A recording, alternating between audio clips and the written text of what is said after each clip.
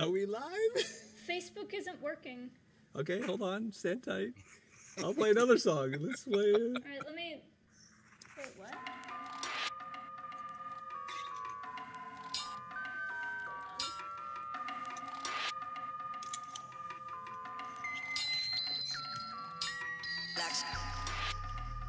Oh, I like that. You can freestyle if you want. Yo. You know what? I don't have what these young kids are doing today, so I don't have that. I will say that. I think we could probably like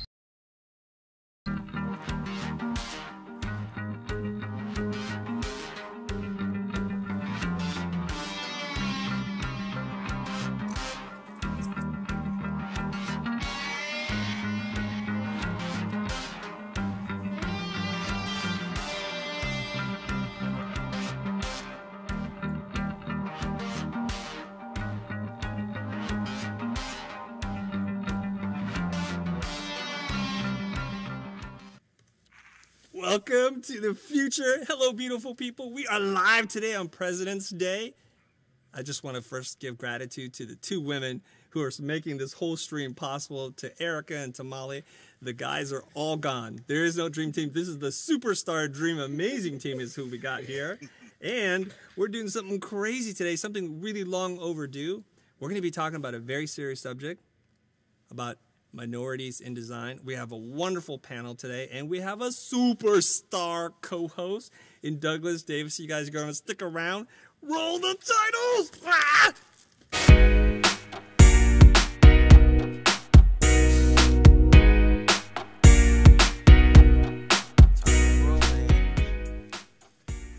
All right, guys, we're back. Thanks for bearing with us. This is our second try at the show today, but we are good.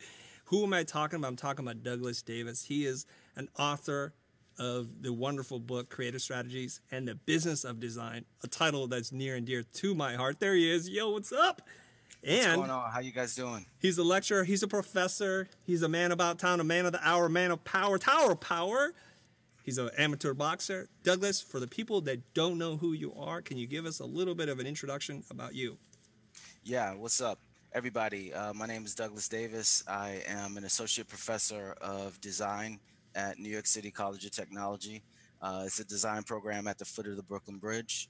As Chris mentioned, I like to work out. I'm not an amateur boxer, but I can throw, I can throw a couple on the 1 and 2s. But ultimately, I'm just really glad to be here, and I want to say thanks so much just to the Future community. I wanted to do something specific for you guys for a long time, and Chris can attest to that. So here we go. And this is an excellent precursor because Douglas is going to also be on our podcast. We're still editing it. I have to rewrite the intro, but whatever. You guys, I want to introduce this amazing and very diverse panel of people, so hopefully I don't screw this up. Let's cut to that screen. Boom. First up, we have Danish. He's from the UK, originally of Pakistani descent. He's 27 years old. He's a photographer. And why don't you wave your hand or do something, Danish, so we know who you are. Boom, there you are. Next up is Natalie. I met Natalie at the Rise Up event in Cairo, Egypt. She's a graphic designer. She's 26 years old, just young and super awesome. What it is to be young again. And to her, or to my right, I guess, that's Jintel. She's a UI UX designer, multidisciplinary artist, but mostly in web design. She's 30 and she's from La La Land. Next up is Joe Lopez. He's a designer. He's 28 and he's a veteran. He's an Air Force veteran out of Dallas, born and raised. Next up, we have Toya. She's from New York City. Graphic designer. She manages designers. She does a lot of amazing, wonderful things. I was scrambling to write it down. Sorry. We can get more into that in a little bit. And right after her is J.R. Cruz. He's 39, so he's a more senior member of the community here. UI, UX designer, solutions designer, based out of Winnipeg, where I understand it's super cold. All right. And last but not least, we have Maurice, who is out of New York as well. He's in the content marketing space. I'm sorry, he works for a company in New York. He's based out of Atlanta. He is 36 years old without a camera today, but that's all right. Cherry, represent. Boom, here we go. Mr. Douglas Davis, how do we begin this conversation and have a really serious conversation about minorities in design and potentially the lack of minorities in design? Yeah. So a couple things I just want to make sure that we cover up front. There are two things that I want everybody listening to keep in mind. First thing is that this is going to be 90 minutes. We will not solve the world's diversity issues in 90 minutes. Not going to happen. What? However, I feel like what we can do in this time is we can raise the issues that are there, and we can provide a lot of thought starters so that whenever you are going back into your community, or whenever you're going into your creative director's office, or whenever you need to negotiate some sort of thing that you're doing around design, hopefully we can arm you with the ability to have these conversations in your community. The second thing I think that we can do today, um, I realize that there's a lot of diversity issues in our community, and really a lot of these conversations about diversity are really about validation. They're really about making sure that everyone who is participating in this as a profession understands that they're not alone, that the things that they're thinking about and what's going on and the things that might have sort of rubbed them the wrong way are not just things that they're going through in a, by themselves in a vacuum. Um, we're not all having the same struggles. So I think it's just really important for us as minorities to really become aware of other struggles that we might not be having. For instance, those who are designers in the LGBTQ community, obviously you might have issues that some of us might not have, or if you're a woman, you might not have issues that a man has, and vice versa, or if you have an accent. So I think it's just really important to become aware as minorities, as the umbrella term minority. Um, it's important to become aware of as many issues as possible so that we're not contributing to the issues as minorities. Mm. So I think those are the two things that I would love to just make sure that listeners, keep in mind. That was a great setup. Well done. So how do we begin to have this conversation? I feel like we have this little channel and it's growing every single day. It's like we're at 230,000 people who subscribe to our channel. How do I use this channel for good to give people from a diverse group of points of view? How do I give them an opportunity to share their story and share their experiences so we can learn a little bit more about each other on planet Earth here? I want to start out by just saying that the other day I was brushing my teeth and I was just really realizing that, and this was literally like Saturday. Toya, I mentioned this to you. So Saturday I'm brushing my teeth and I think back, or try to think back, to Hampton University. That's where I went for my undergraduate degree in design. I could not, during that time, remember having a man or a woman of color teach me design. Mm. Now, this is at an historically black university, right? So then after that, I thought about Pratt. That's where I went for my first master's. And I could not remember anyone as a man or a woman of color as someone who was a professional teaching design there. After that, I did quite a lot of continuing education at SVA, at Pratt, and all these other places. No one who was a man or a woman of color, black man or woman, teaching design there. And lastly, at NYU, I did a master's degree there in integrated marketing. No one. So this is 10 years of education where I did not encounter someone who was in a position of authority, someone who was a thought leader as a professional that taught me design. And again, I only thought about this Saturday. There must be something wrong with that. Mm.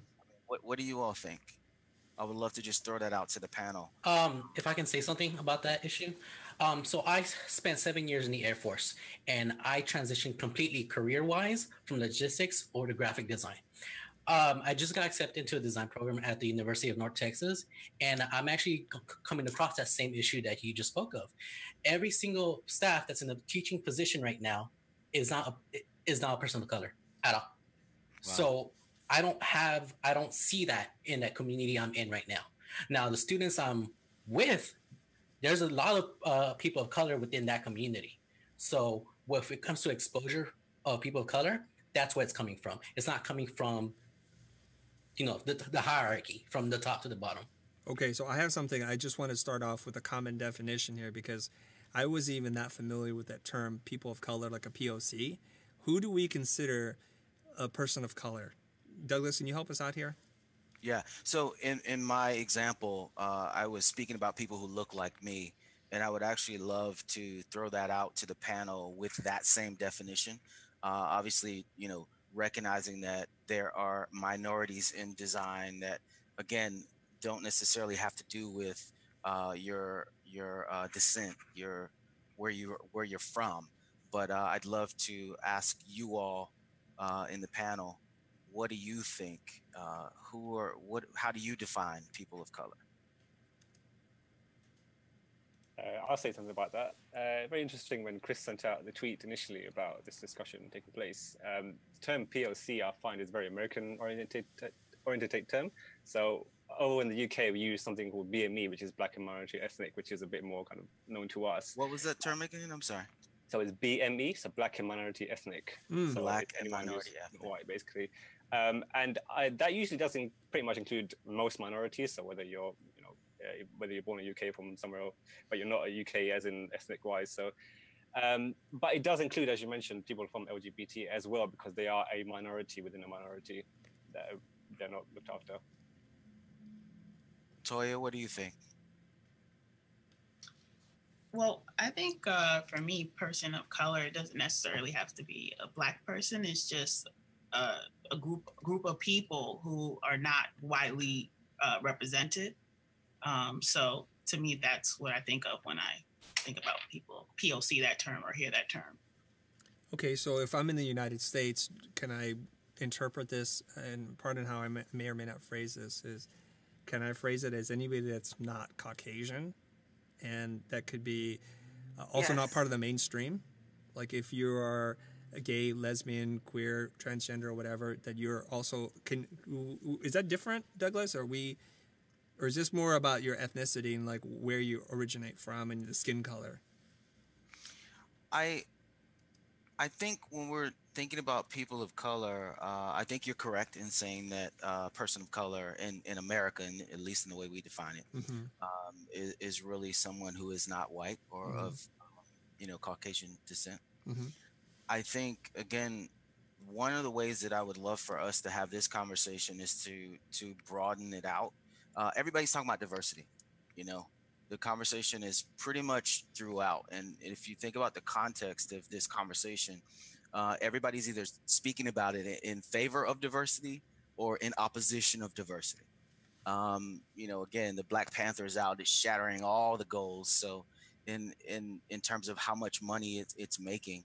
So I think it's the latest proof point in a demand of underserved communities. So in some ways, we can define a person of color in terms of whether they are or not even being spoken to. In those ways, I think we're speaking about a group of people who don't necessarily have the same opportunities as someone else, at least in the way that I can see it. Okay. So prior to this time, I guess I didn't know if I was considered a person of color. I was originally born in Vietnam. I consider myself Asian American. So in this context and what we're talking about, I can say I'm a person of color. Is that okay? Yes. All right. Thank you. I just needed to do that. I just wanted to be clear. Okay. So when Douglas was talking about this, he was saying that he didn't have this experience as a student and that he didn't have a teacher that was a person of color. And that's being echoed with Joe. Anybody else here have somebody that was one of their professors, someone that you looked up to in school that looked or sounded like you? Anybody? You did. Oh, okay. You're okay. So full disclosure here, Toya, you're a student of Douglas, right? Yeah, former student, undergrad. Okay. Yeah. And was he the only instructor that was African American? Not at the school, but he not at New York City College of City Technology. Tech is kind of different, Yeah. I would say, because New York in itself is a very diverse city. So I think we probably do diversity a little better. But right. It was probably on staff. I could probably say maybe 3 people that I could think of at the time, or 4. Okay. How did that? Obviously, like, because you didn't have the same experience that I did. Again, I went to a historically Black university, studied and majored in graphic design, and still did not have someone who looked like me. I think, Again, I don't even know how to feel about that, truthfully. Right. I have no idea. How did that shape how you were able to enter the field? Did it I would offer say, anything? yeah, absolutely. I think representation of any kind is very important, because then for me, it made it seem possible for me to even enter this field. It's kind of like I never thought at that time that it was not possible, because I had these examples in front of me of people who were professionals working in the design industry. So I think it's just important, because now you don't doubt that you can do something anymore, because you have examples, you have models. Yeah, Gentile, I wanted to ask you. I was listening to Maurice Cherry's Revision Path, and I believe that you were interviewed on his show, and you were, I think, episode 199. He told me, but in listening to your story, you were saying that you taught yourself quite a lot, and that you went to school, but you decided to take another path. Can you talk about how that did or did not help you to have people who might have looked like you in your journey? Yeah. Well, I started designing when I was like maybe 15, 14. And I was teaching myself a lot of, different basics in Photoshop. And when I went to school, what happened is that I had kind of an advantage, and I didn't really relate to like the level that they were teaching at. And I also was in a school where it was like the student population was completely different from my experience, even like politically. So I was just it was easier to feel like I was like left out, and I kind of wanted to start my own path. So I basically dropped out on my second year, and I started to work at art galleries and things like that. And that's when I started to see people that kind of looked like me, who were artists and who were doing it every day. But what happened, because I didn't have like the connections that you usually gain in college or through mentorship, I basically had to always advocate for myself. And every time I got a job, I always had to like basically show and prove. Like my portfolio had to be really, really tight. I had to know what I was talking about. And also I ended up doing more than, a lot of people that were my peers were doing. Like some people would just focus on a particular type of design, but I would, I do the branding, I do the marketing, then I would know how to code and et cetera, et cetera. So it kind of made me have to, expand my skill set so I could be more competitive in the field. But Gentile, do you feel like not having someone, it sounds like you didn't feel supported. It sounds like you didn't necessarily feel that there was a community in a sense. Do you feel like that contributed to, like, was that the sole reason why you decided to, leave school after two years, or? Yeah, there was that, because there wasn't anybody that really looks like me that was doing design. But I did see a lot of examples of that online. Like I was really, into a lot of message boards, and that's where I saw a Black community that was designing things that, were for themselves, that kind of spoke to the culture and that I related to. So then when I started to see that online and not in school, I kind of thought, okay, well, maybe I could just, become a better designer by looking at this and having it as an example and learning from there. So a lot of it was self-taught. Yeah. Hey, Chris, so just to continue with this, it's funny, I was speaking to a good friend of mine, Nakita Pope. She's down there in Atlanta, branding chicks. She teaches at the Creative Circus. And she was saying that there was a situation where a student of color actually approached her about an independent study class. And as a result, she was like, hey, you know what? I'm really busy. I would love to do it with you. Just set it up and we can make it happen. Turns out when she showed up to the class, there were 10 people, 11 people total, I believe, in the class, and they were all Black. Now, some of the reasons why they said that they were there, because she asked the question. She was like, okay, so what is it that you want specifically from me? Obviously, this was a need, but what is it that you felt like you could get specifically from me? Mm-hmm. She was saying that there were several students who chose to work on certain brands, and those brands happened to be brands that served people of color. So like Carol's daughter, or things that in a sense would be very, very common in certain households, but then would as a result be completely foreign in other households. And she was saying that one of the stories was the fact that they kept bringing this particular brand into the classroom, and her professors didn't know how to help her. There was no input. There was no support. They weren't clear on exactly who the target was, what the tone of the brand was, and therefore she kept bringing it to class at maybe 3 semesters, and as a result, she still didn't get the help that she needed. And she knew she had some great ideas, but the problem was that the faculty didn't have the frame of reference in order to help her.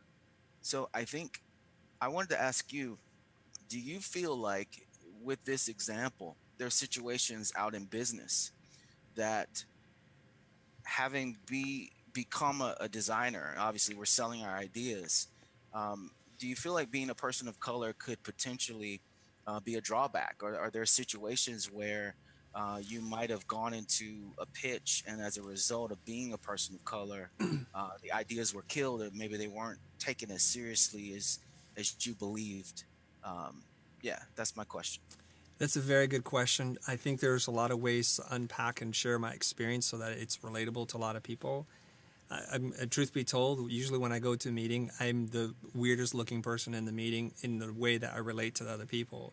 Most of my clients are going to be Caucasian. They're going to be straight, most likely, probably Christian, and a little bit on the older side. So I'm trying to navigate these waters. But having grown up mostly in California, I never really kind of looked at myself as different. I just looked at myself as American, so I didn't really let that bother me. However, it did come up once, and it created a very strong impression. Now, as you guys may know, a lot of agencies out there, like clients that we used to serve, they have a minority initiative to try to bring more minority voices or vendors kind of into the mix. One such was an agency, I won't say which one, but they're in Texas, and they have a whole group that's dedicated to bringing minorities in. So I was asked to become minority-owned certified, because that would allow us to go in and be able to be considered for jobs that we normally may not have been considered for. And with some hesitation, I'm like, oh gosh, I guess I'm minority-owned. So I wasn't even thinking of myself like that. I went through the paperwork, and there's a lot of paperwork to deal with, and we get invited. So we're pitching on a commercial for a very large telecom company, and then later on we find out, okay, we didn't get it. And what was crazy, and that's fine that we don't get the job, what was crazy was the person who had invited me in, who was the head of this minority initiative at the agency, had said that the creative said our work was not up to par. And I flipped my lid. I'm like, are you kidding me? We normally compete with the best companies in the world, not just in the United States, for this kind of work. What do you mean our work was not up to par? And I said, let me show you the work we did. And I just compared it to what actually aired on TV, and we are light years ahead of them. So not only did we get an opportunity, but weren't really considered a viable option, we were then dissed by the agency, the creatives, to their own internal team, and they dismissed us as to why they didn't pick us. They had to give a reason. And the reason couldn't be that because they preferred to work with someone else, which I can accept, but they had to make up a reason that our work was not up to par. And that left a really bad taste in my mouth. So I sent this gentleman the work, and he did compare, and he says, I agree with you. I'm going to have to take this up to the CEO and to tell them that there is an issue here. Now, here's what I'm feeling, and this is how I interpret this situation, is that the person who's asked to look at work from a vendor that they didn't want to look at has some resentment. Whether or not it's minority owned or not, it doesn't really matter. If I'm forced to bid out a vendor because my boss tells me to, that I never liked or didn't consider, I'm going to have resentment. And that resentment is not going to help that vendor have a fair shot at it. So after that first year, we kind of let the minority-owned certification expire, because I always thought, I'm going to come in the front door, not the back door or the side door, and I'm going to win this based on my merit. If you don't want to consider me, that's fine. But this was a double blow, because not only do we spend money to try to go after this pitch, we're insulted on the way out. So that really did affect me. So, thanks for sharing that story. That definitely is. I think we could definitely put our finger on some things. Yes, we can. The context of that story. Racist. Excuse me. This is this is kind of what I want to throw out to Natalie or to anyone who is interested based on this story. Can what if you don't have issues? Let's say you're a designer or a person of color based on this story. What if you don't have issues about color?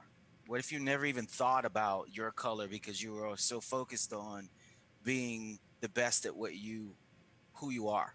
I always say to my students, I'm gonna hire the dog if his portfolio is better than yours, point blank, right? So this is about competition, right?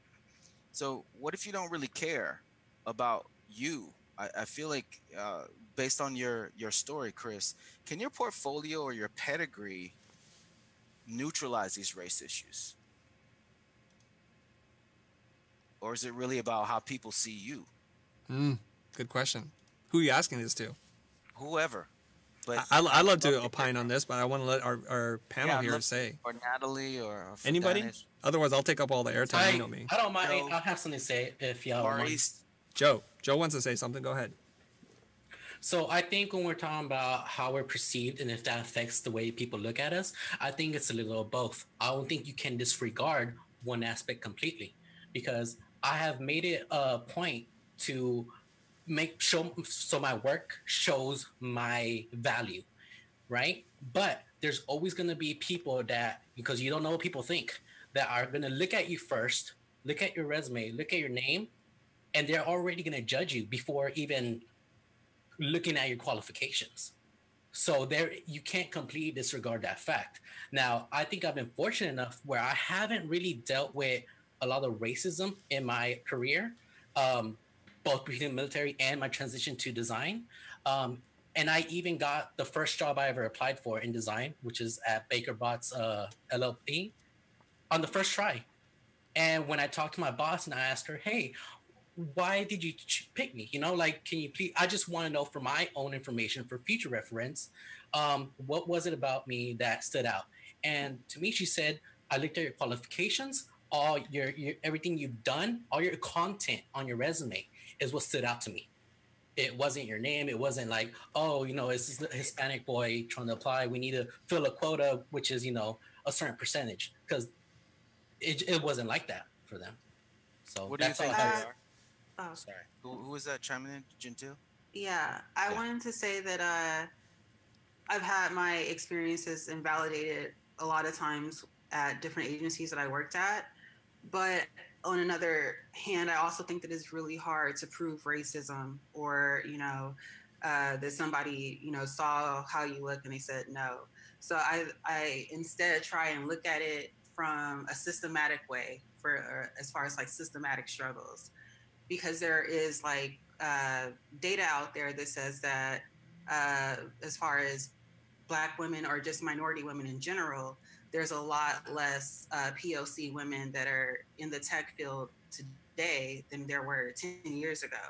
So I think it's important to address backwards, you're saying. Yeah. So that's important. And for white women, they've recently gotten a lot of, leadership and a lot more employment in tech. So obviously companies are changing and people are adapting to be better for, people that aren't, straight white males. But how do we change that across the board for everybody is basically what I think it should be a big concern. Natalie, I want to go to Cairo. I want you to share. We haven't heard your voice yet. Well, you're right, because I think my situation is a bit different because I'm from Cairo and I live all my life in Cairo. So you're right when you say I'm not a minority where I come from. But the problem is when I want to develop my business, when I want to approach new clients I want to work with international clients, there's always this perception that they see us as the cheaper alternative to the normal designers that they would normally hire. And I think this is the biggest challenge I'm facing right now, and the thing that I really want to raise and hopefully find a way to deal with is how can I be able to put a real value to the work that I'm doing without having to compromise my price in fear of losing the bid. Because, basically. Yeah. It's interesting. Has anybody on the panel ever Google searched designer, just like to see what stock photography comes up? No, I haven't. Yeah. So have you seen yourself? Is that Maurice? Or Yeah, that's me. Sorry. I have. Of course, I've done it for Revision Path, but certainly, yeah, when I've done those kinds of searches, I have not found people that look like me. Although I feel like that tide is changing, but that's more so thanks to SEO than anything else, I think. Right, absolutely. I did that the other day, actually, just preparing for this, and the profession looks like a really fun thing for people who are Caucasian males or people who happen to be Caucasian females. And there was like one person who was an actual designer, Roberto Blake. He was in there. But it's funny that there are no Black, brown, or Asian people even being cast to play a designer in a stock photography shoot. Like, does it even matter when you're invisible? Like, again, if we're in a profession where what we do, right, we're the people behind the concept, right? So when you think about it, we're in a profession where what you do is actually the thing that people want. And does it matter that you can't see yourself? Again, with my story, even going to a Black college and not having a professor. What do you think, JR? Does it matter when you can't see yourself? Does it matter when you're invisible in the field? No, I don't think it matters if you're invisible. Why? I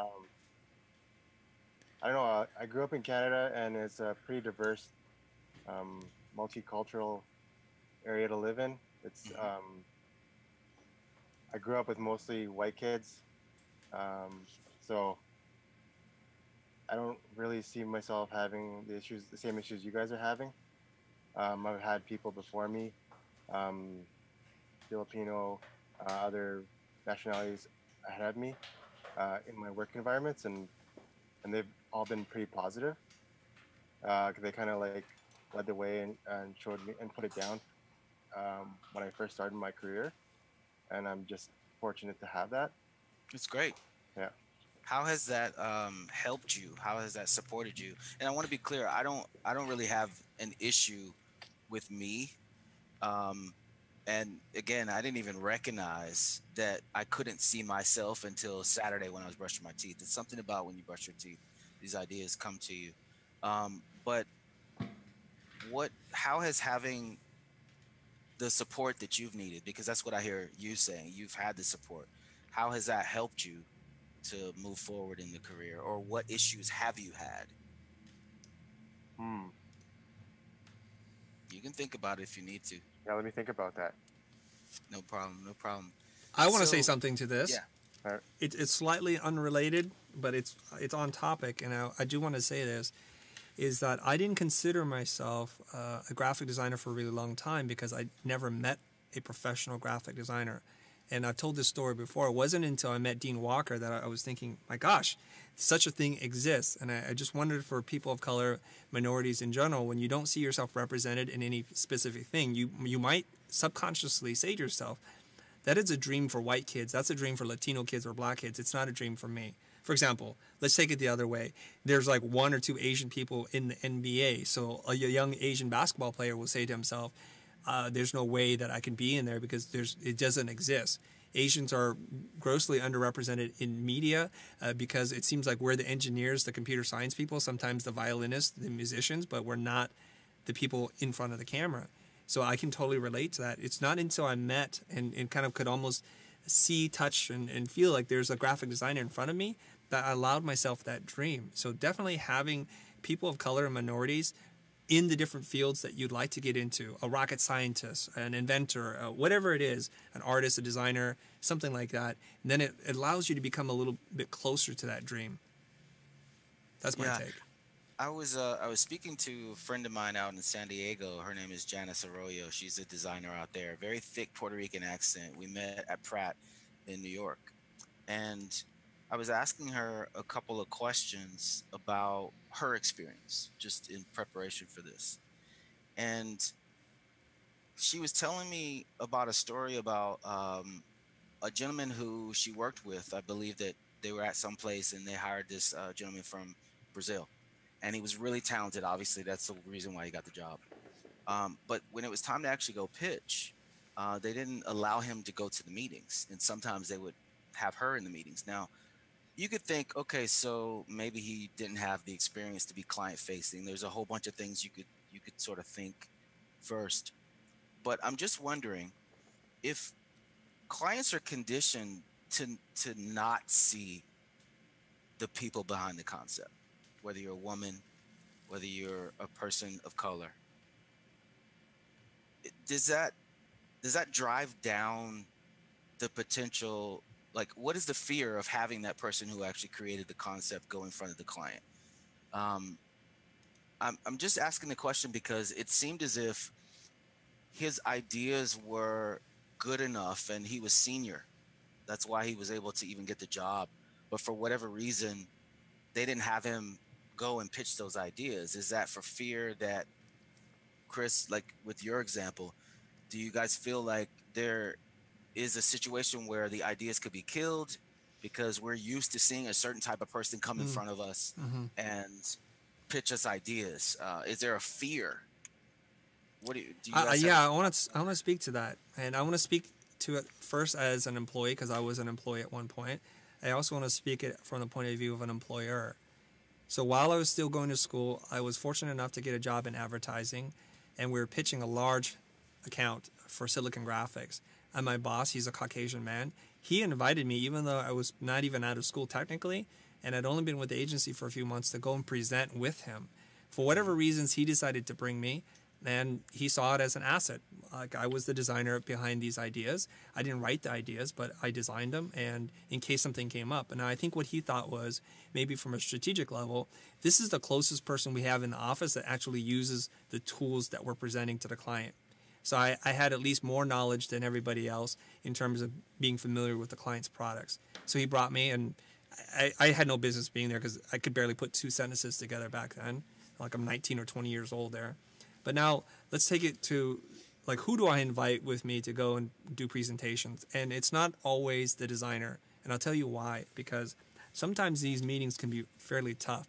Clients aren't there to protect your feelings, and they can say some pretty brutal things like, that idea is totally off base. I don't know what you guys were thinking. And what makes, I think, designers good sometimes is that they're very empathetic, they're very emotional, and they have a lot of intuition. In those meetings, I could probably see it already, and it's happened in the office where, you could see the color temperature change, like from normal to like red at the top. And we don't want somebody to react poorly because we're professionals. We're here to get unfiltered feedback from the client because we don't want them to be mincing words and kind of dancing around what they feel. And so there's that part, the worry that somebody's going to overreact to something and not conduct themselves in a manner that's good for business. Two, designers aren't necessarily the best people to talk about their own work. They do it. They don't know what's good about it. They don't know how to talk about it. So what you need somebody who can very carefully articulate the design to be a champion for it. So we want the best presenter, not necessarily the best designer in these meetings. It doesn't matter if you're a man, woman, gay, straight, or whatever. It's just we want the best presenter, the most level-headed presenter, the gift of gab, if you will. And that's usually also not a designer. Designers want to work on a machine, make things. They don't necessarily want to be put in the front line. And it's one of the most difficult things I have to do is to drag some of my creative people to be in front of the camera. That's a challenge. So do you think that, and I understand all those reasons, obviously, you want to win the business. That's obviously important. But do you think that if there's someone out there who's not a person of color, who's not familiar with these issues, I think it's going to be really important for us to articulate in some way why these things are important and what is the impact beyond us as people of color. Why should everyone be involved in this, or why is this important to everyone? And I guess I could just look to certain examples that are well known that I don't have the stats for, but like it's clear that women make less money than men. It's clear that having a person of color in the room would allow certain brands, like whether it's Pepsi or whoever, from making very clear and blatant mistakes when they go to market. I remember Chevy Nova. It's very clear that in Spanish, that when they were trying to market that car, it means it doesn't go. Having a person in the room just for a very clear, easy business reason, would be to keep those things from happening. But I think the things that might not be clear to people who are not in the communities of color or people who are not in the minority, however you define that, could potentially be the fact that if people make more money for being a different gender, maybe people could potentially be making more money because they're in front of the client. And maybe the only reason why you're not in front of the client is because you're, a person of color. How can we navigate some of those issues? Obviously, Chris, you mentioned emotions. Right. The solution is not to flip out. But Maurice, have you had any thoughts about this as well? Like, how do you navigate, or what would you say to a designer who suspected that they weren't able to go in front of a client because of something that had to do with their ethnicity? That's a good question. So I'd probably be a little more radical in my approach. As was mentioned at the top of the show, before I started at Fall Creek, I owned my own studio for 9 years. And, most of my clients have been Black. I mean, I've had some white clients, some other clients, but I've often stood firm in my conviction where if I feel like the client is not a good fit for me, I'm not working for the client. Yeah. Now, I realize that is a pretty privileged view to have, especially when you're trying to bring in money and pay bills and put food on the table and a roof over your head. But I feel, for me as a designer, I'm not doing my best work if I'm going to be unnecessarily burdened by the specter of racism from any sort of perceptions that a client might have, which I can't control. Right. So focusing on what you can control, which is how well prepared you are, how much you, how polished you are. Is that sort of what I'm hearing from you? Exactly. I mean, I feel like there's enough work out here for all of us to eat, quite frankly.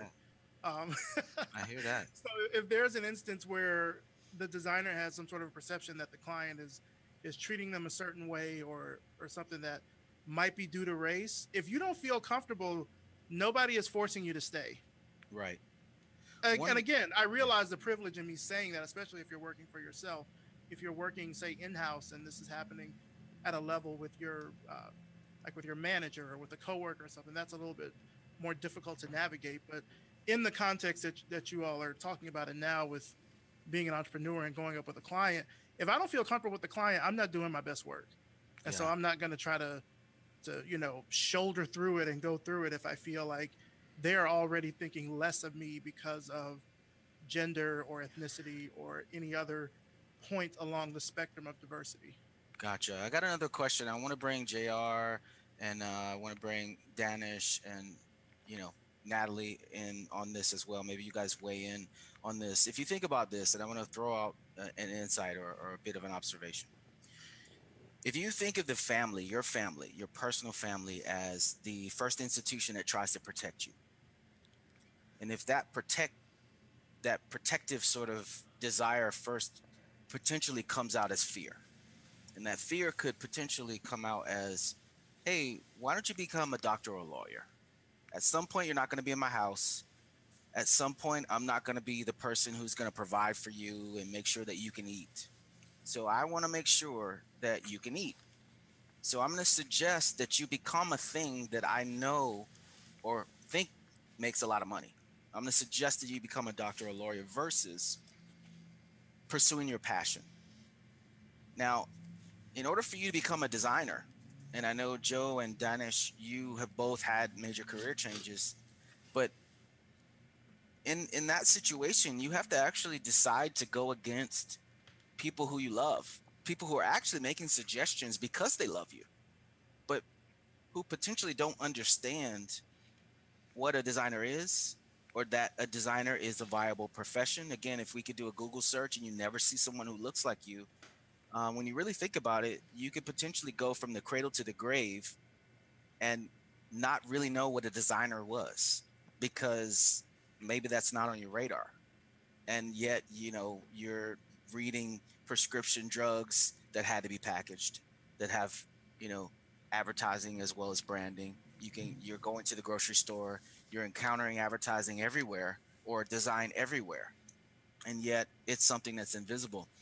Have you guys potentially had to go through any challenges because the design profession in communities of color might not be as well known? Yeah, I think what you mentioned is a very important point, is that, for example, myself, I was brought up being taught that, you know, if you're going to be something in your life, you've got to be a doctor, you've got to be an engineer, a lawyer, or accountant, because these are the safe career choices that we've been brought up to believe are correct to follow. And one of the reasons is that our parents grew up at a time where, you know, maybe design wasn't a big thing where they were living, or it wasn't part of the challenges they were facing. They weren't, you know, maybe challenged creatively in anything that they did. So even when you talk about things like mobile phones and laptops and whatnot, a lot of this technology is alien to them. So when you tell them, hey, I want to be a graphic designer, I want to be a motion designer, whatever, they're like, what does that mean? You know, what do you do? I'm to make things move around on the screen and stuff like that. So it's very difficult to kind of first to convince people that what you're doing is actually a viable career and that it's in demand. And two, that, you know, it's an alternative to not just being a doctor and then you'll be okay. You can follow your passions and still be okay in life. Was that some of the conversation that you had to have with your parents? Were they pushing you away from design because they didn't have the knowledge about design specifically? I think I felt that in my younger years, and it was echoed with a lot of my friends as well. So they pursued careers like medicine and law and things like that. And that also goes on to the point that you mentioned with, for example, if you were to Google stock photography, you don't see people of color in particular professions because there's a great deal of stereotyping in there. So, for example, if a person was to think of an Indian man or a Pakistani man, they were thinking of maybe a taxi driver or a doctor or something like that. Whereas careers... I think of Mindy Kaling. Yeah, well, that's the one person I can think of. But how often would she come up if you were to Google something like that? Absolutely. Yeah. Natalie, what are you thinking? Actually, my mother is the reason I went to design school. So for me, the case was a bit different. I think she was very encouraging and open, and she usually just likes to embrace any talent or any dream that I have. And by the time I was about to enter university, she was actually starting her own magazine. So she had me sit next to the designer over there. And this is where I acquired this graphic design. That's awesome. Is the magazine still in print? Not really. Oh, gotcha. No. Yeah. Gotcha. That's all good. That was a great story. JR, any thoughts? Yeah, I had my parents try to sway me into a more safe career. Like being Filipino, they sway you to be a nurse or a doctor. So you have to just prove them wrong growing up. So, I mean, they eventually saw that I was going the right way in my career, and it panned out. That's good. Yeah. That's awesome. And I try to do the same with my kids too. If once they grow up. Right. Yeah. Gentil? For my upbringing, my parents really didn't understand at all. A relative was helping me pay for school, and he kind of leveraged helping me pay for school on me not just being an art major, me having another double major to help with that.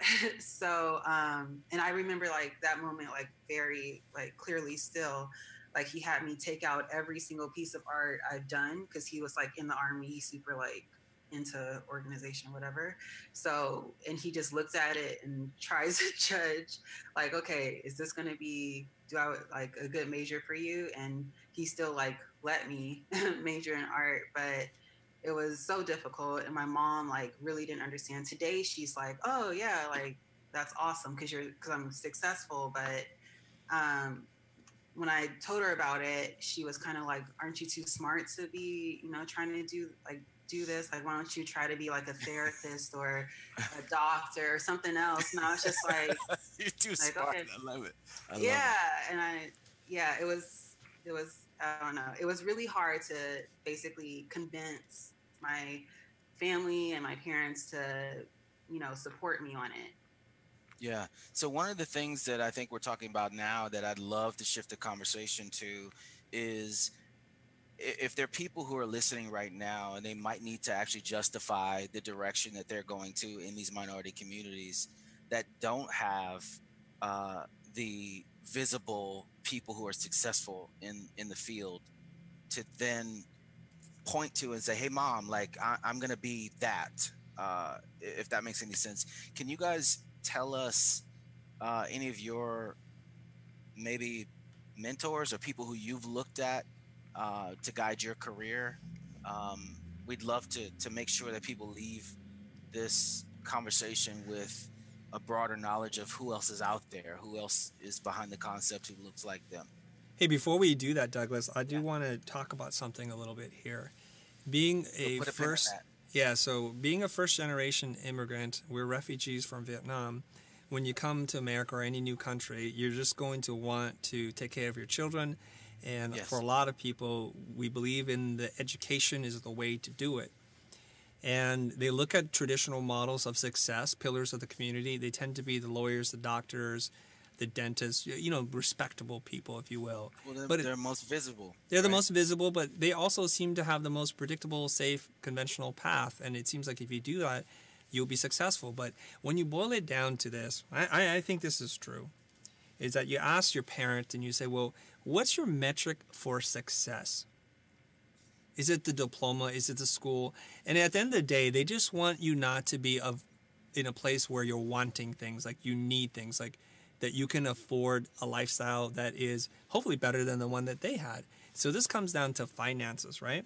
So my parents didn't necessarily want me to become a designer. They didn't want me to go to a private art school that was very expensive, one of the most expensive private art schools that you could go to. But despite all that, and this is like a blessing because my parents were like, okay, even though we don't agree or like this, we'll just be quiet. At least we won't try to talk you out of it. We'll just let you do your thing. Yeah. But so here's the funny thing that happens. My dad, for a long time, could not process what the heck it is that we do. So we do graphic design, and then we do motion graphics, and we make commercials. But what he can't argue against... Can't process sometimes what we do. Right. They can't process it. But what he can't argue against is the bottom line. So when we start to show that we're successful and we're winning awards all over the place, their discomfort becomes comfortable and then one to embrace it. Now, my dad is very proud to tell people what we do because you can't argue against a number. So I generally say this to people, and it's going to sound cocky if I say it, but I'm going to say it anyways. If you are a young person right now, if you're 15 years old, however old you are, if you're 27 years old, and somebody that you look up to, that you are still seeking approval from, we'll get into that issue altogether later, but if you need them to talk to somebody, tell them to contact me directly. I will talk to each and every one of your parents to tell them this is possible, here's the path, because I'll tell you something, and this doesn't escape me. Sometimes we make more money in a month's worth of work here than we could probably do in 2 years under traditional education. One of my cousins, who I care very much about, actually both of them are attorneys, compared to what I make versus what they make and how much money they had to spend and also in terms of how much education they had to get and how much debt they're in, they're looking at me like, you're the successful one. Like, what the heck? What we realize right now is the world is changing so fast that everything you learn in school is already outdated the minute it was taught to you. So the best thing that you can be is to adapt to the situation and not go towards traditional models of what's going to work. We also know that LegalZoom is killing attorneys right now in terms of destroying a whole industry. So even things that we thought were safe aren't so safe anymore. There's an expression I love, and it's I think it's Paul Arden who said this, that being safe is risky and being risky is safe. That's all I wanted to say about that. And I want to put one more point on the end of that before I ask the panel who they're looking at in terms of designers. Maurice, I want to go to you first on that. One of my metrics of success when I look back really has to be my behavior change. So I can't say that my metric of success that convinced my mom was money. because it was actually me having an outlet as a little kid going through issues where when I was in school I was not being challenged, and so as a result I was acting up. So I hear you on the money part. Obviously that takes a little while to show, to have something to show for it. I know for me, my metric was just the fact that I stopped all of a sudden, going to the principal's office or being suspended because I at some point had a place to put all that energy. I was being engaged all of a sudden. And so, let's look at all of the different metrics of success. And I thank God for design and for art, because I wouldn't be here right now. I'd be outside begging you guys for money. Maurice. Wait, before we do this, I got to just address something that's happening on our comment box here, if you guys are watching here. Yeah. So there's a couple of minorities in this group, and I know who they are. They're saying, hey, right now it's all like victim playing, and it's really making the case for minorities in design much worse. I don't agree with this. I don't think anybody's playing the victim here. Somebody telling you their truth is not saying, I want a handout, I want it easier, and woe is me. There's no pity party here, you guys, but I really want to kind of stir it up right now. So Douglas or anybody here, do you want to address this? Because there's a bunch of comments coming in. I do. Here it is. In 2004, the Human Rights Council in New York City began investigating the hiring practices of like Madison Avenue and the advertising industry. And after about 2 years, in 2006, maybe 16 of the agencies, they subpoenaed them. 9% of all those employees were Black. And yet 25% of New York City's population is Black. 35% of New York City's population at the time was white, meaning that the industry in 2006 was 91% white. So no agency was found in violation. The numbers don't lie at the same time. So I hear that, at the same time, like, again, I never even focused, I never even realized in a sense that being Black could potentially be a drawback, because I didn't feel like that myself. Again, I think we covered in the very beginning that sometimes the issue is not about you having the issue, but sometimes it's the issues that other people have with you. I was at Harvard. They had a Black in Design conference, and I didn't really realize how much, how amazing it would have been to see just designers who were Black in design presenting themselves at the highest level. I had an emotional reaction to that was pretty amazing. But again, I didn't even recognize some of these issues that people have until Saturday. So I want to be clear to everybody out there that everybody who's listening, or even everybody who's participating who happens to be a person of color, may not have the same issues, but those issues are real. And, I think we all need to make sure that there is room to discuss these issues. But I know personally I'm not a victim. I've done really well, continue to do really well, but I've become aware of issues that some people might have. And I think it's very important to point out the fact that there are these issues that some people are having. Right. I wanted to add too, like, before, when I started out in my career, I got a lot of no's, by a lot of agencies, and I doubted myself, but I finally got a yes. And that was just to say that, like you said, there are no handouts. I knew I was very determined. I knew deep in my heart, this is what I wanted to do for the rest of my life. This is my calling. And at the same time, like you said, the numbers don't lie. I recently wrote an article talking about Afrotech and what they're doing. And it's a convention that they have, and they show people, minorities, but mostly Black people, like how to do startups and so forth. But in my research, I discovered in an article by CNN Money that out of 24,000 people, there were only like 754 Black professionals. So that was like about 3% of the jobs in Silicon Valley were Black people. That's not even including design. That's not even including managers. So to say that, we're asking for a handout or so forth, there's really an issue here because we're not there. There's an issue of access, Yeah.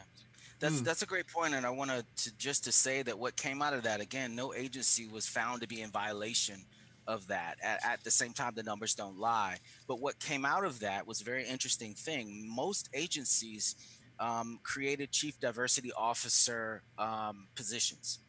So just to name a few, Doug Melville is at TBWA Shy Day. He's the chief diversity officer out there. Tracy Smith is at 72 and Sunny, now as the director of 72U. But before that, she was a longtime champion of diversity at the One Club. They throw boot camps and things that give access to people of color. Tiffany Edwards is a diversity advocate at Droga 5 in New York City. Singleton Bayo, chief diversity engagement officer at McCann. Obviously, the design part of this, obviously I'm speaking of advertising because it's very easy to single out the advertisers. It's very easy to single out agencies because they're conglomerates. But you can't sue the design industry for things to change. And even if things like this changed and these positions have now popped up, it still hasn't fixed anything. There's still situations where people don't have the access because of the way people see them, not necessarily because they're not prepared. So I want to be clear that, you know, this conversation, you might be a minority in design. And again, I had to actually think about my own issues because I didn't encounter them. They've never held me back, and they still don't now. Mm-hmm. But there are other people who are having this conversation. Maurice, what are you thinking? Oh, I'm really kind of just listening to all of this. I agree with what you're saying in that I've never really let my race dictate what I'm capable of in terms of how other people's perceptions are going to be towards my work or anything like that. Right. I think the victim narrative that you're saying is going on in the comments or in the chat, I think is pretty interesting.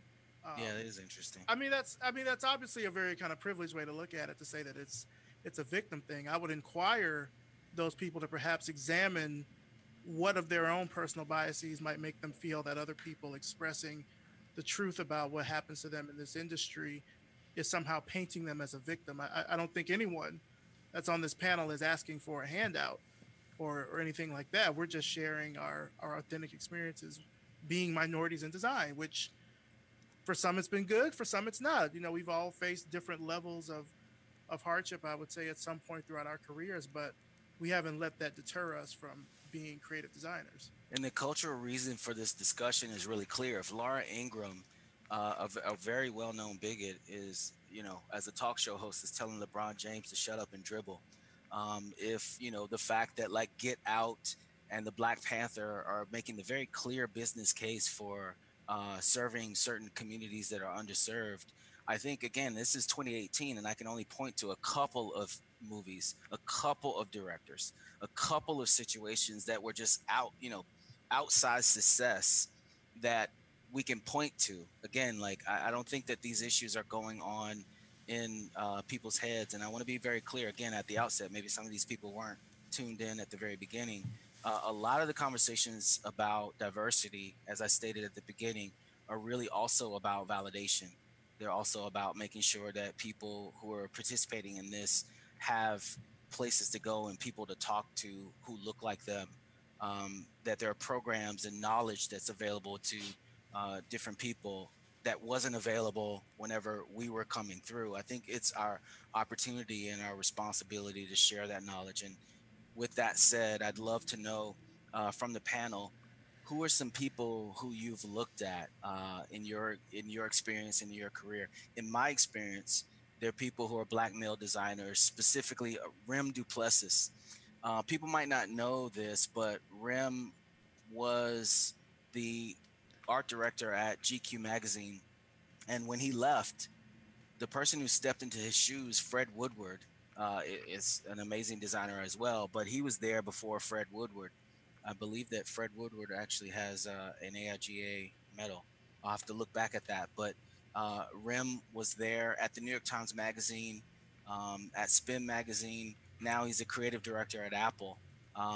It was great to be able to look at his work and see it on the newsstand and ask him, hey, what was that typeface? I love this spread, you know, ask him a lot of questions. Wyatt Mitchell, he was at Vibe, The New Yorker, Wired, O Magazine. These are people who in no way, shape, or form, you can't even look at their success and say that it was because, they were or weren't Black. They're just talented, like, having this conversation. But I was able to look at them and they happened to look like me. Or people who are in advertising, Jimmy Smith at Amusement Park Entertainment. Before that, he was at TBWA Shy Day. He worked on Nike and Gatorade. You guys remember that campaign, What's G, with the Jabberwockies and all that? That was Jimmy Smith. Or Mo Osunbor. Sorry, Osunbor. He's at Facebook, but previously he was at JWT. He's on fire. He had his work shown at DNAD, the One Show, Cannes, things like that. Out to the panel, just like I was able to name those names, just like I was able to give, like, I can count it up. Who are you looking at? Who inspired you? Who can you point to if you had a conversation with your parents or someone listening needed to see where you were headed? Who would you say? Sorry. Go ahead. Yeah, go ahead. Go ahead. For me, it's been a lot of like really personal relationships with designers that are doing really well. One example I could think of, because she's like my mentor, is Sarah Honey Young. She did the Vibe.com website way back when, and she's worked for a lot of really big names. And I look towards her, and I, can kind of see myself there, and doing like a lot of the stuff that she's done. I've always appreciated her perspective on things. And another person is my good friend Paula Mendoza, who's a UI UX designer for educational software with GoGuardian. And she's really, really shaped my design thinking. And she's been able to be really successful. And she's also from generally the same area that I'm from, because I'm from South Central LA and she's from maybe like more so East. And she's like Mexican and Jamaican. And I just like relate so much as far as the experiences go. And anytime I have like questions, like I can always go to her, and I kind of, look up to her in that way. Awesome. Anybody else? Yeah, it was very quickly, we was mentioning about the victim playing just now. You were mentioning there are companies who have roles for diversity officers. I think that alone points to the fact that there is a massive issue there, even though we might not have felt it individually ourselves. In terms of role models, if I look at where I'm from, the South Asian community, there's not a single person that I can think of, who's a big-time player who inspired me. However, interestingly enough, when I was like 12, 13 years old, I came across a photographer by the name of Easton Chang, who was also a minority, who had amazing photos of cars and whatnot, and that was really the first time I thought, I want to do that when I'm older. So there are minorities, not maybe within our kind of origin, but from other minorities that can inspire us to get involved as well. Awesome. Anyone else? I think Toya wanted something. I think Toya's next, and then maybe go to Joe. I want to talk about a couple of things myself, because I'm just like, ooh, I got a lot of things. So why don't we go to Toya real quick, and then go to Joe? Sure. I would have to say I'm really watching Darian Burke. He's at Nike. His work is like impeccable. And I'm also in New York. This guy named Jose Peralta, he's doing this really cool project. And it's just about, it's actually about diversity. He's like showing Hispanic people and in our culture and their environment, and like you could buy like merch and all this stuff, but he ties it in really well. It's really creative, so you can check that out at peraltaproject.com. But those are two guys I'm looking at. And then finally, Antionette Caroll. I was going to mention her a little bit. Yeah, Antionette Caroll of Creative Reaction Lab, and she's doing the Design and Diversity Conference, which is happening, I think, in August. So she's also another big wig on design and diversity, of course. She's awesome. Yeah, and I'll she's also amazing. mention Jacinda Walker at Design Explorer, Nakita Pope at Branding Chicks. But Natalie, JR, Maurice. It's actually Joe. Joe wants to go. Joe? Sorry, Joe. Fire away, man. Just want to bring it back a little bit to what Danish said earlier about having role models outside of your normal community. Growing up, I didn't have role models of any kind. In my time in the military, I got mentors, and right now one of my biggest mentors is my boss, because she's teaching me while I'm going to school at the same time. But not having a community like that I can identify with, or a role model for my community, hasn't really hindered me to look out and find someone. Kim Jong-ji is illustrator, and his work has been some of the most inspirational to me. So I've been looking at how he does things and how he gets out there. The other big one that if it wasn't for this person, I probably would be having a lot more questions now. A year and a half out of I've been in the military, than if he wasn't around. And I'm just, of course, it's Chris Do. And I'm from the Hispanic community. And you would think I would be looking for Hispanic role models, but it didn't pan out like that for me. Yeah. Well, I want to jump in. Can I jump in? That's great. Thank you very much for saying that, Joe. I appreciate that. I do want to say this is like, in an ideal world, it's a meritocracy where everybody wins based on their merit, period. And there's a lot of heat coming up on this chat, and Molly's working extra overtime right now, you guys. I've never seen her work so hard. She's like monitoring all these crazy, somewhat, very intolerant points of view. I do want to say this. I believe in a meritocracy as well. Like, I believe I got here based on talent, hard work, drive, ambition, and all that kind of stuff. And I never looked at my own race as a thing to hold me back or to move me forward.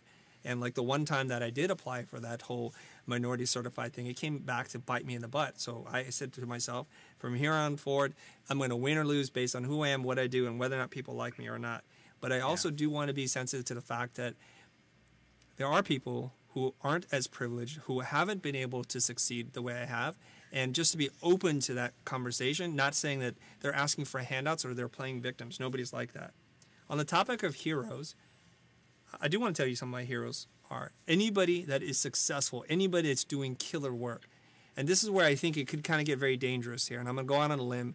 I don't look at myself as an Asian person or a refugee or American or anything. I just look at myself as a creative person. And any human being that's doing something that I want, I try to align myself to get closer. So when I got to meet Kyle Cooper, the man who's like the man behind main titles, I saw myself as like I could be Kyle if I do what he does. I never saw that he was a white man, a Caucasian person, from the East Coast, or that he went to Yale. It didn't matter to me. I looked up to the guys from Tomato, and they're a British group, and I assume most of them are white. And I didn't care. I just liked their work, and I just wanted to learn and be them and beat them.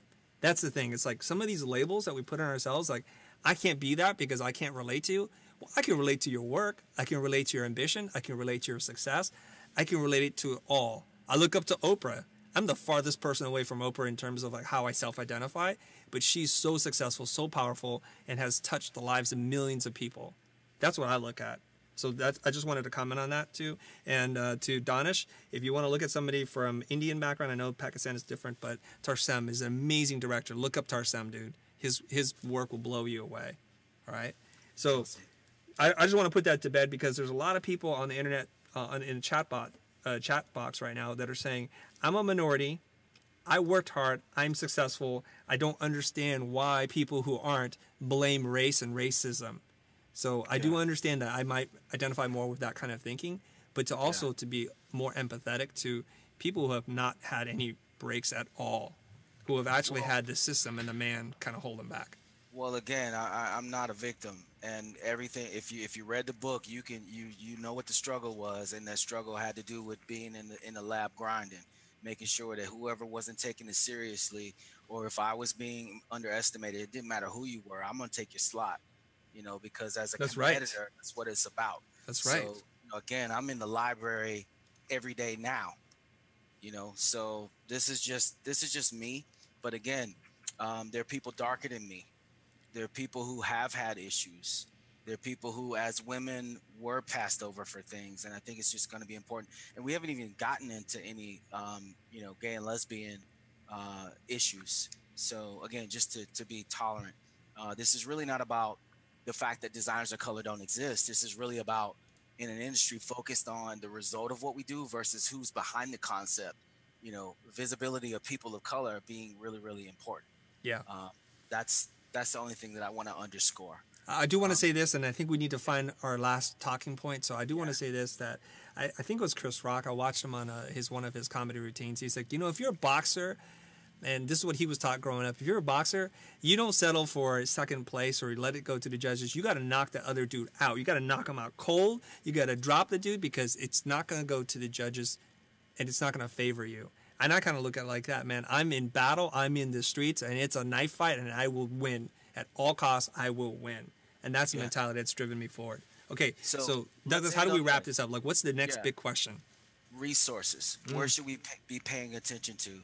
What can we do to make sure that the visibility of people behind the concept is more balanced? I think that can be a bit of an action item. For instance, George Olden, he dropped the E just like you did on the Future, Chris. His last name was really George, but he dropped the E. In 2007, he was an AIGA medalist. He was at CBS. Gail Anderson in 2008, she worked with Fred Woodward, as well as just her Spot Design Co., I believe, just won a lot of awards. Emory Douglas, I wasn't even familiar with him. In 2015, he won the AIGA medalist. He was a medalist then. Rebecca Mendez in 2017 won. I'm going to myself, as a result of this conversation, because it took me 2 days to find 5 names, the last one being Archie Boston, who's an AIGA fellow. It took me 2 days to scour the AIGA medalist page and find 5 people of color. So as a result, what I'm going to do from this conversation is I'm going to nominate Arem Duplessis. I'm going to nominate Wyatt Mitchell. I'm going to nominate Jimmy Smith so that other people are aware of their work and their contribution to the larger design field. I want to ask the panel, what are you going to do as a result to just raise the awareness of people who look like you in order to make sure that there's more balance? And you can do that by, saying an action item like I just did that involve specific people, or you can give programs that are targeted toward finding talent in unconventional places in minority communities, such as JWT's Young Commodores, or MAPE, the Multicultural Advertising Internship Program at the 4As, or any of the AIGA's diversity and inclusion efforts. So we can start with Natalie out in Cairo.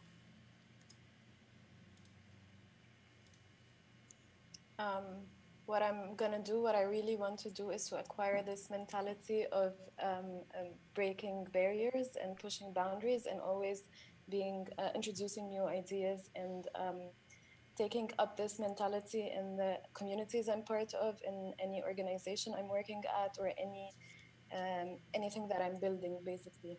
And I think if we acquire this openness to anything that's new or different, or not mainstream, I think as an attitude, this could drive us forward. I think we should, in general, push for clear diversity goals within the organizations that we work with, and collaborate with the role models and find them, and try to have them represented and seen and heard. Great point. Gentil? Oh, we can't hear you. Sorry. For me, I've been working on something where it could provide an educational resource to people of color and also validate their experiences. But I'm really into this subject as far as the educational aspect. And what I wanted to try to do is just pitch to agencies to sponsor some, inner city schools. And because what we do in design is we kind of shape thinking, we shape how people learn also. So I feel like there's definitely some opportunities there to, take on the big challenges, and, maybe that's expand how people can learn and think, so that we aren't introduced into these tech fields way later before we can really get involved. Yeah. Awesome. Danish? I don't think there's any real secret formula to changing this, rather than just being as creative as putting out amazing work. And as you mentioned earlier in the conversation, is that if we can show by the measures that, okay, whether it's big clients that we're working for or making a lot of money, that we say this is a viable career in this field, and that you can get into it and make it success. Oh, sorry, we lost the last thing you said. Oh, so basically what I ended off was saying that you mentioned something earlier in the conversation that there's measures of success in certain communities, that whether you make a lot of money or if you've got a degree or something like that, But in terms of the creative world, if we just say things like, okay, you know what, I've been making this amount of money in, say, X amount of months, or I've got a huge client that I've done work for, that we can actually show that off and say, you know what, it's possible to get involved and make success of your career. Excellent. Are there any people who you want to name, or is there a place that we might need to pay attention, or some resources for anyone listening? Do you mean in terms of initiatives or companies? Yeah, anything. So I actually had to do a bit of research to find some of these. So I know there's 3 initiatives in the UK. One is called the Other Box. There's also UK Black Tech, and finally Islamic Makers, who are all really just huge networks for people of minority backgrounds to get involved and showcase their work and talk to each other. But in terms of real companies, there's one that I can think of. It's a small studio in London called the Play Studio, who was run by a friend of mine. And I think in terms of my exposure to the industry, that was really the first big thing that I saw. You know, this guy's actually running it and doing well. So I think if more of us do that and really just become trailblazers for the generation to come after us, then I think that's really the best way forward. Awesome. JR? Hello, JR? Still with us? Yeah. Do you want to leave anybody with resources, or is there any action that you're going to take as a result of the conversation? I think just being a mentor to anyone close to you, or online, or anyone close to you is good enough for right now to drive the conversation forward a little bit. Yeah. Awesome. Stay warm. Toya, what's up? What are you thinking? I'm sorry, I missed the question. The question is, as a result of us having this conversation, is there something that you're going to do in order to raise the profile of people who look like you in our field?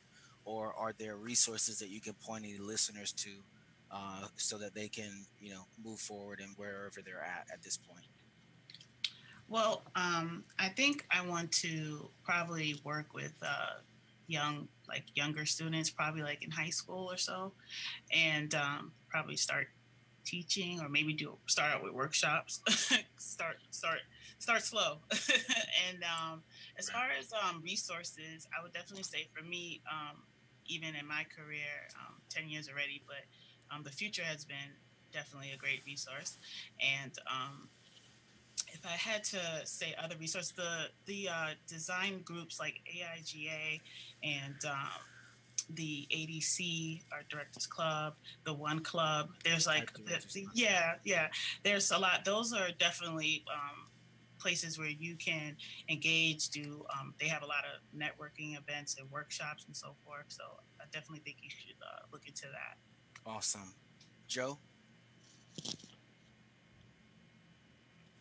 Yeah, I want to say that I think one of the biggest resources for me, not having a role model, has been basically books. So I've been going to a lot of local bookstores, and I've just been going and seeing like what's in these books that's different from what I'm seeing on the internet. There's not a lot of faces tied to content like you would see on the internet when it comes to books. And not only can you discover gems that haven't been seen for a long time, it can really alter the way you think about design in that perspective. As for steps that we can take to basically become more visible in the community, is like what we were talking about at the very beginning. We should turn around and take our knowledge as we grow older or more experienced, and turn around and teach people, not just sit on our career and just do things behind the screen by ourselves. My little sister just got into digital art, so I'm kind of leading her and showing her, hey, look, it's taking me 8 years to turn around and finally pursue my passion, but guess what I've learned from doing so? And she was put in the same situation where it's not so much that people aren't giving us handouts, it's that the community we're born into, first generation Hispanics, there's nothing to look for. We don't know what to look for, and no one knows where to direct us to. So being able to address that issue within your own community, whether it be starting from family or friends, don't turn away people. Good point. Show what you have. Good point. Share your experiences. Good point. Maurice, and then Gentile, and then Chris. So this has been work that I've been behind for the past 12 years now. So I'm kind of coming in a bit ahead of the curve. That's why I'm asking. I would say specifically for Black designers, I do want to plug Revision Path. That's just at revisionpath.com. We have been documenting the stories of Black designers worldwide now for the past 5 years. This is actually our 5th anniversary this Is that month. going to air February 27th, right? February 26th. 26th. So it's next Monday. Congratulations, 5th anniversary. Cinco. We've also got a sister site to that, which we do every February, called 28 Days of the Web, where for every day during Black History Month, we spotlight a different Black designer or developer. And we've done that now since 2014, but this is technically the 5th installment of that as well. These networks exist out here.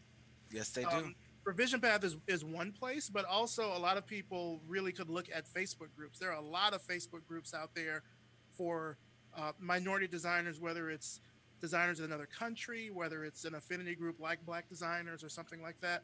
Or AdFam. Yeah. Yeah, lots of these groups exist on Facebook. Now, some of them are more active than others, but part of the discovery process is actually going out and finding them and interacting and seeing what you can do. And I would also say, you know, with a lot of what we've been talking about here today, I think it's important for people that are listening to this conversation to know that if you're looking to get a seat at the table, you either need to make your own table or bring your own seat. Love that.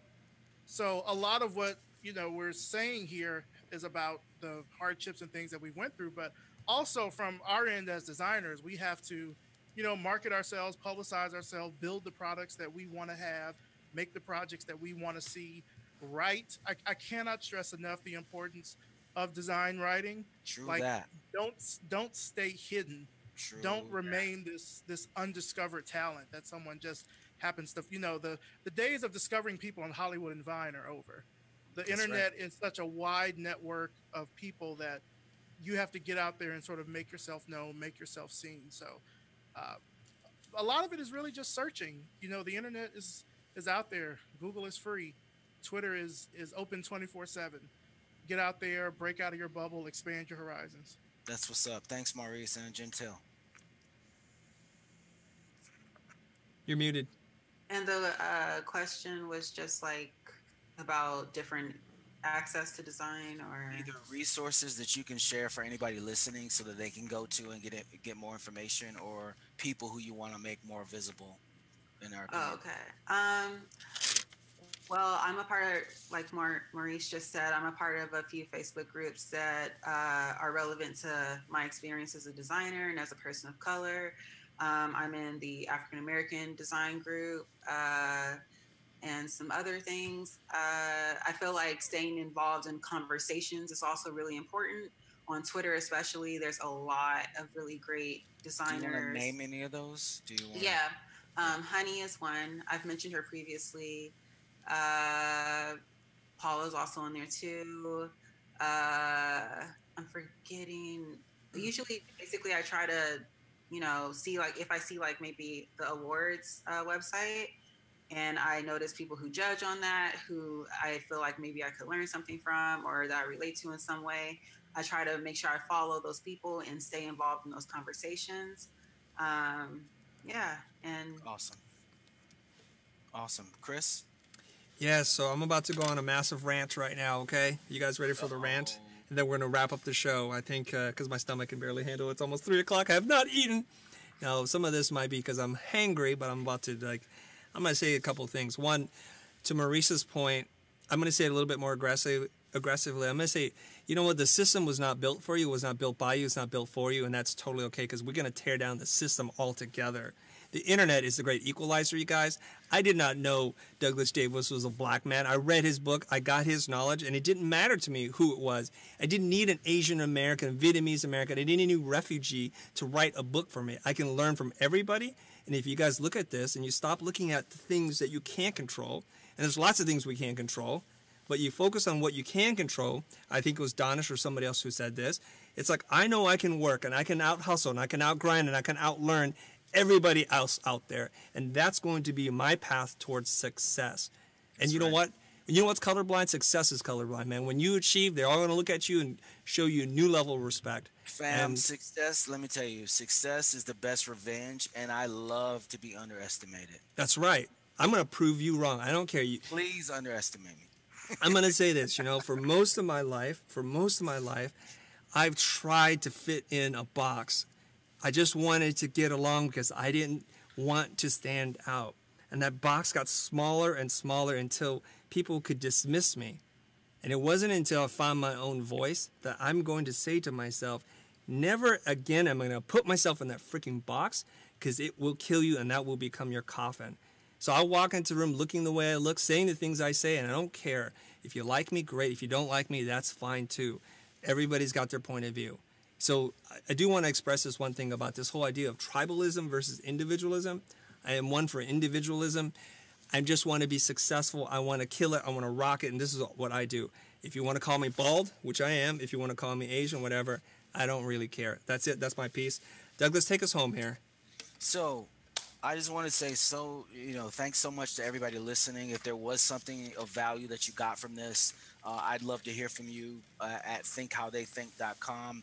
I want to thank everybody at the Futur, just, all the people who you've been cultivating your audience, Chris, and just the love that they've shown the book and the content. When they put it into practice and they send me these emails, it's pretty amazing. So thanks again for having time for this conversation.